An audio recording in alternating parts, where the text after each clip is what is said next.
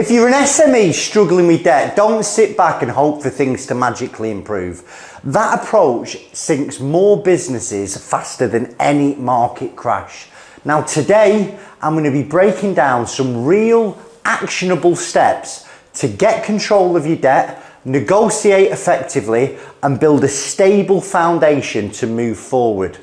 Now, if you're tired of feeling overwhelmed by creditors and cash flow problems, you're not sleeping at night, your brain is racing all the time about how am I going to get out of this, you are in the right place. Now let's turn this around, me and you together. Okay, right. First thing you've got to do, you've got to assess the scale of your debt. First things first, you've got to have a clear understanding of the current debt situation. And this is where I see a lot of directors slip up, okay? It's not enough to just know you owe money. You need to know how much, to who, what the interest rates are, what the terms are. It's like, get a piece of paper or an Excel spreadsheet and list out every single debt. Write down everything that's outstanding, including suppliers, loans, credit cards, any tax obligations. Make sure to include the interest rates, due dates, and minimum monthly payments, okay? So this is about seeing things as they are, okay? Not worse than they are, not better than they are, like this is what's going on in my business right now. Once you've got all that, you want to identify high priority debts. And these for me are debts with high interest rates or strict repayment terms or someone who's like threatening to wind you up. And they're the debts that can spiral out of control quickly if you don't stay on top of them. Now, you might be watching this and thinking, Chris, I'm overwhelmed just hearing you talk. So if you are, you want a bit of help with this is what we do. We can help you break it down. You can call us 0800 086 2766, or in this video there will be a link to book a meeting, okay? Now, once you've done that, you've got a true picture of what's going on. Second thing to look at is improving your cash flow. So cash flow is the backbone of every business. If the cash isn't moving through your business, you're not going to be able to pay down debt effectively. So improving that cash flow can mean the difference between staying solvent or sinking further into debt and actually ending up in some type of insolvency. So one of the things that I ask people to do is try and tighten up payment terms with clients, okay? If you've got clients who are always late, consider implementing stricter payment terms with them. Give them a little incentive for early payment or apply a late fee for overdue invoices. Now, what I think you should also do as well, when you've invoiced someone, ask for the bloody money. Like literally, how simple is that? I remember when I first set out in business, I was like so happy that someone had given me a job. We'd invoice and whatever terms it was, they're late on the terms, I'm thinking, oh God, I don't want to ask them to pay me. That sounds a bit cheeky. That business ended up in liquidation, you know. Listen, if I'd have been a little bit stronger asking for what was rightfully mine, I might have avoided insolvency. So it's dead important, if you've done a job, the client's happy, ask for the bloody money. And I know it sounds bad, but those who scream loudest generally get paid quickest. What is it? The squeaky wheel gets the oil. So you've got to have a really, really robust credit control facility in your business, whether you do it or you get someone else in to do it. I actually don't like asking for money. I still don't now. So make sure someone else does. Another thing you've got to look at is reducing unnecessary expenses, right? You can do a full audit of every business expense, literally get it line by line on that profit and loss, you know, whether it's Xero, QuickBooks, Sage, it's dead easy to see. You pull a report off everything that's going out your business. And what you can do is you can cut back on subscriptions. Like literally I'm paying this was on me personal, right? I was paying 2 Spotifys, I was paying 2 Netflixes. I didn't even know about it. I'm going through my business stuff and I'm paying for little subscriptions I bought years ago that we never ever use. Okay, just getting rid of them and making a habit of going through it and getting rid of it. I did it last week, so I'm doing this sort of every month or two, and I've realised something I signed up to has been billing me additional. It was a genuine mistake. It was meant to be about 500 quid a month, and I've checked in and it meant to run for 3 months and it's gone on for 6.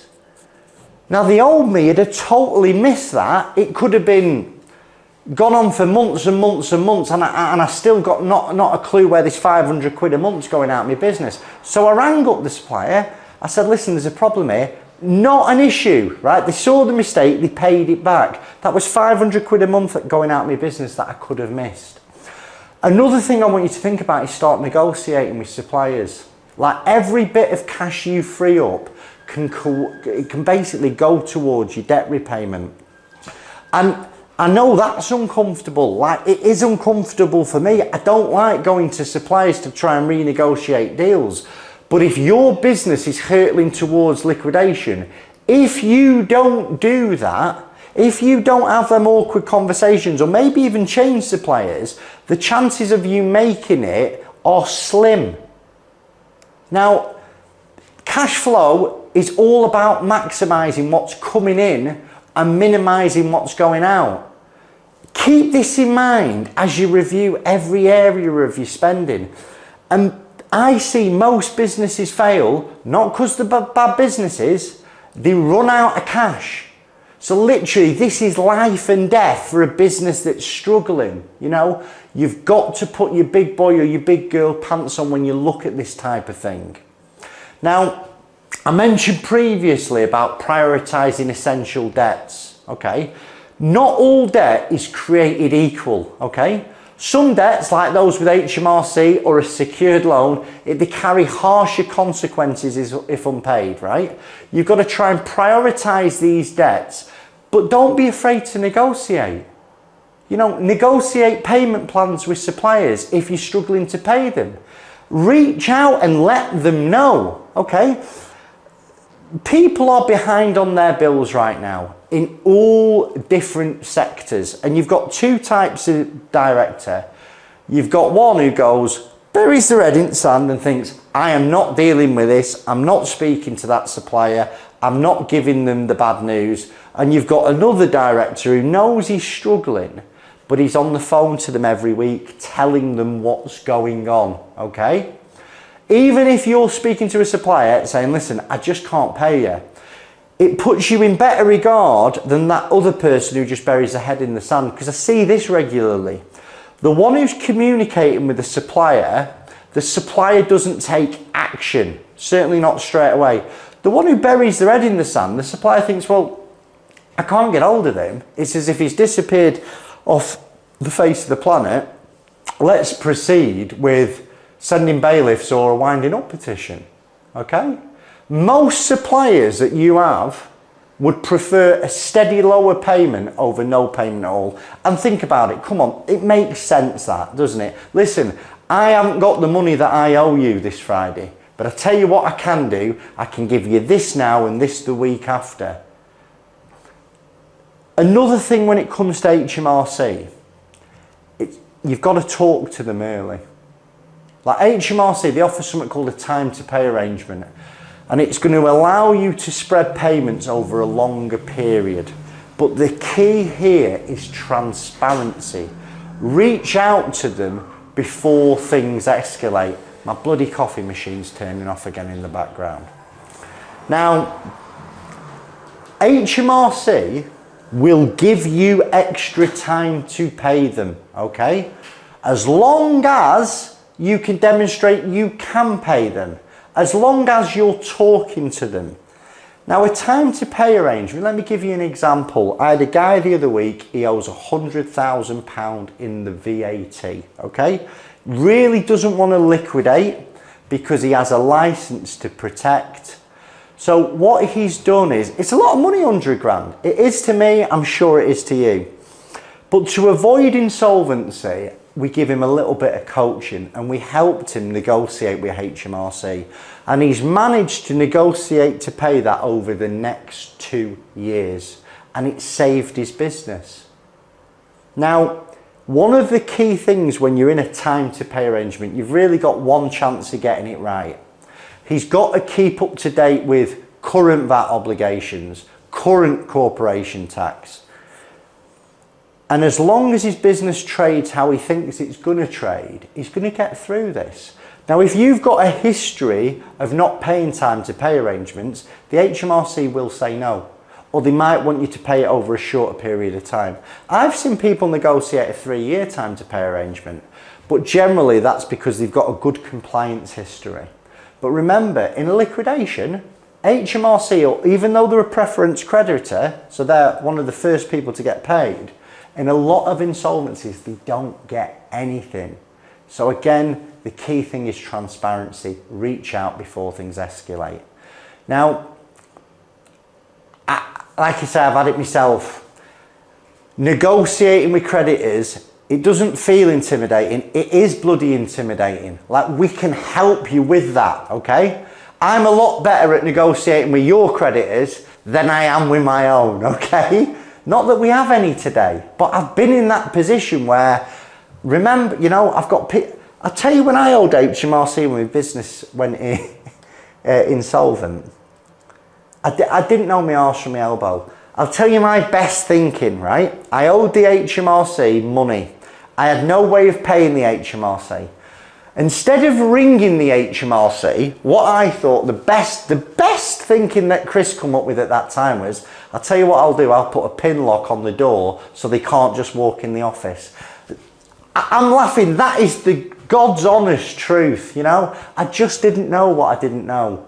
And now I spend a lot of time speaking to HMRC agents. They're just normal people like me and you, trying to get a job done, trying to come to a sensible solution. But if you need some help speaking to your creditors, please pick the phone up to us, okay? We'll talk to you, we'll give you some free advice. Another thing that you might want to consider, not for everybody though, and it's sort of debt consolidation. It can be quite a powerful tool if you're managing multiple debts with high interest rates. So if you consolidate things, you can sort of roll several debts into one, often with a lower interest rate depending on what your credibility is like.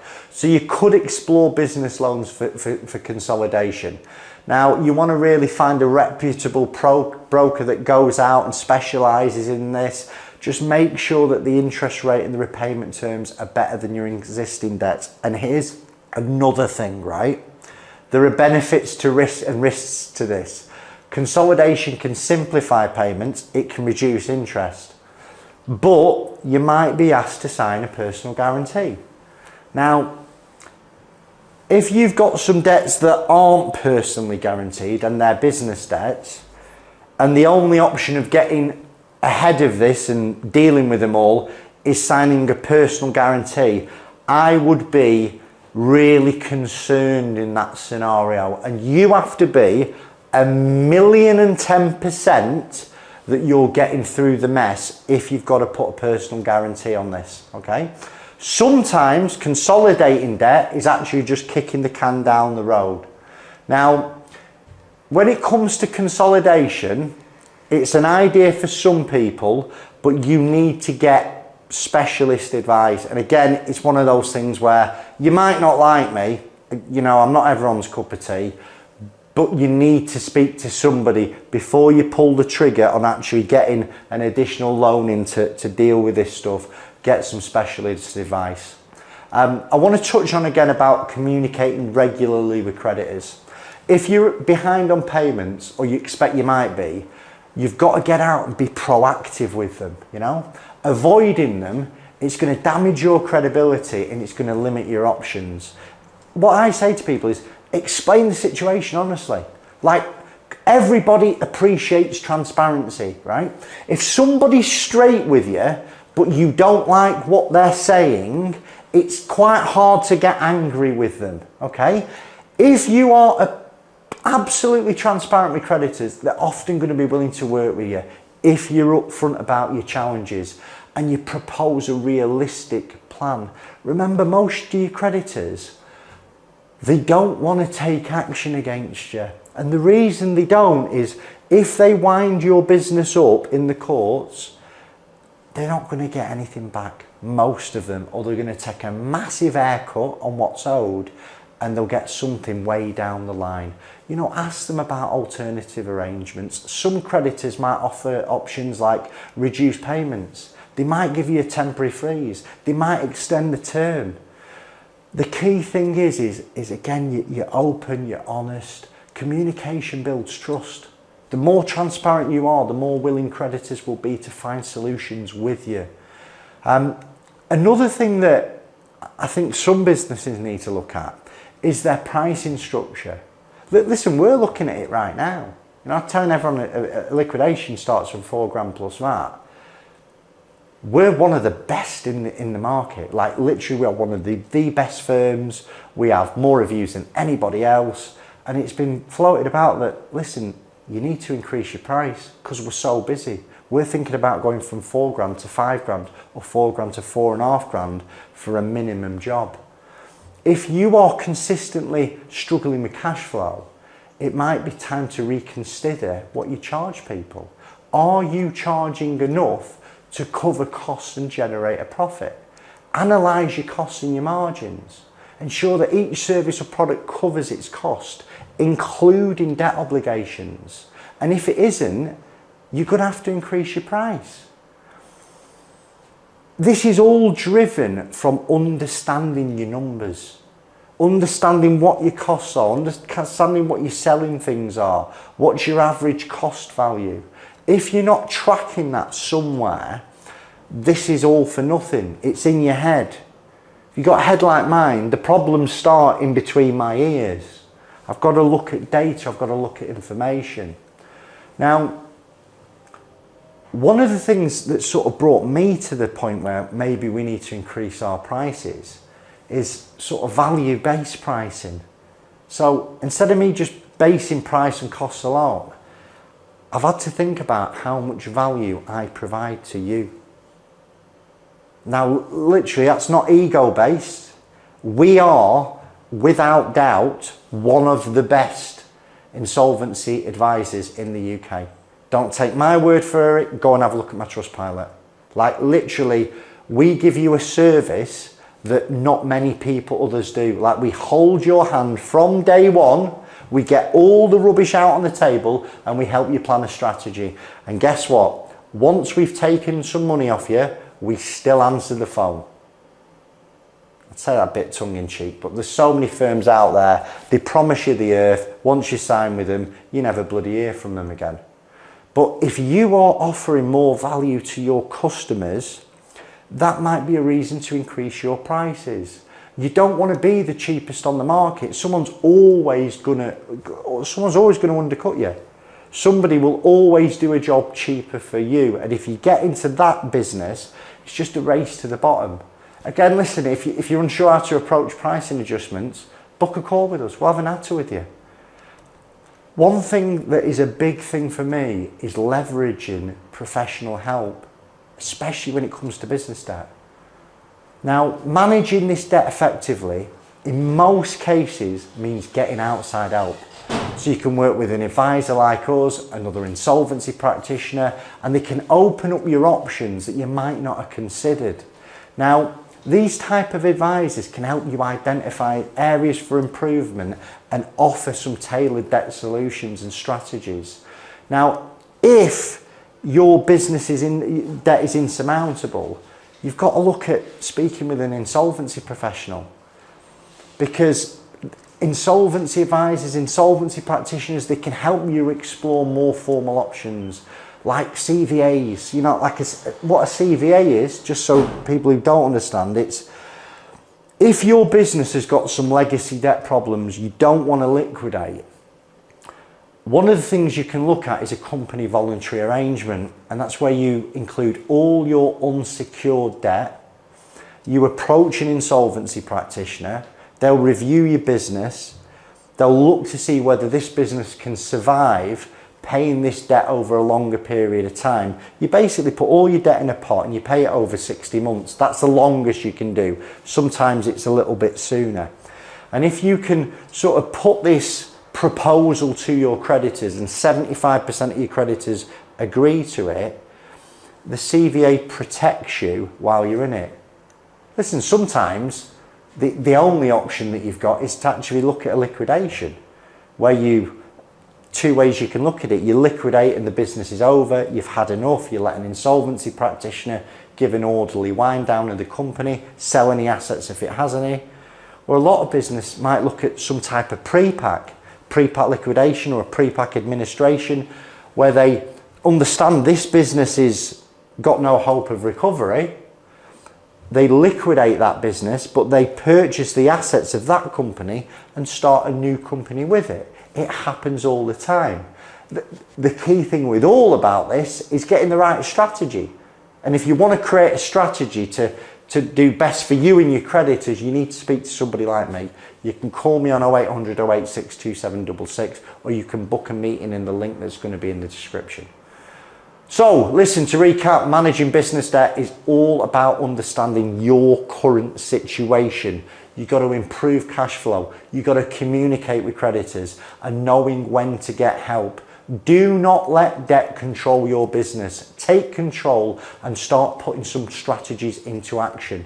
I really appreciate you watching. And if you need more tailored advice, reach out to us. Your business deserves your fullest attention, and we're here to help and achieve you with that. Thank you. Bye-bye.